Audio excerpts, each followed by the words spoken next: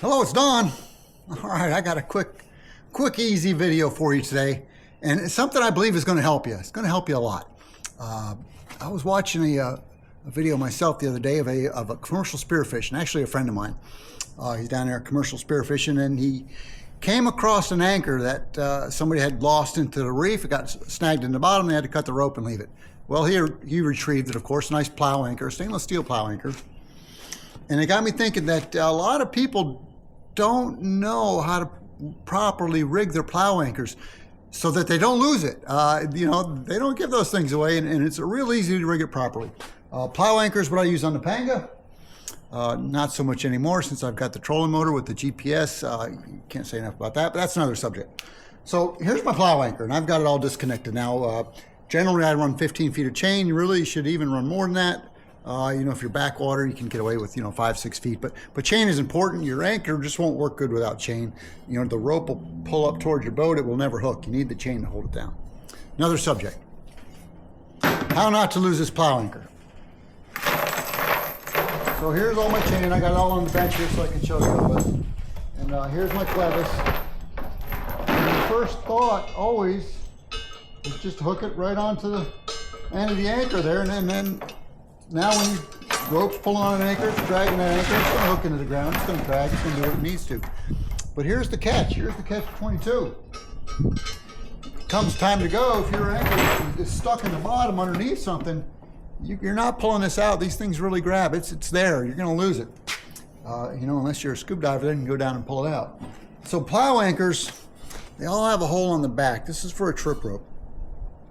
And the idea is, your anchor's down there, it's caught. Say you got 100 feet of rope out. Well, you have to have 100 feet of trip rope out so you can pull this thing out backwards. Well, that's just not practical. Your ropes would always be tangled up for one thing. It's just not practical. So what you do, when you hook up your clevis, you don't hook it to the end of your anchor. You hook it to the hole for the trip rope on this other end. I'm probably blocking your view of it. So anyway, so now you're saying, well, Don, that ain't going to work because if you pull on that, it's just going to tip over, it's going to pull up, and it's not going to do what it's supposed to do. Well, you're right. And here's the key. 50-pound tie wrap. These are 7 inches. Length is irrelevant. 50-pound strength seems to work great. And I'll pull the slack out of that chain with my tie wrap. I'll attach it to the corresponding length on the chain. So now, when I throw my anchor and I pull it, it's pulling from the shank like it's supposed to. It's doing everything it's supposed to. Well, now here you're fishing, you're in a reef, wherever the case, and it gets stuck underneath there.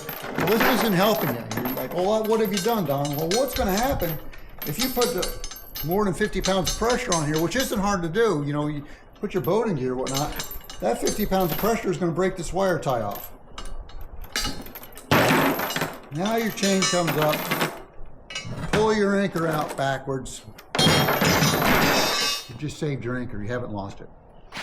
It's just that easy. Plow anchors don't come with instructions, probably because they want to sell you another anchor. I don't know.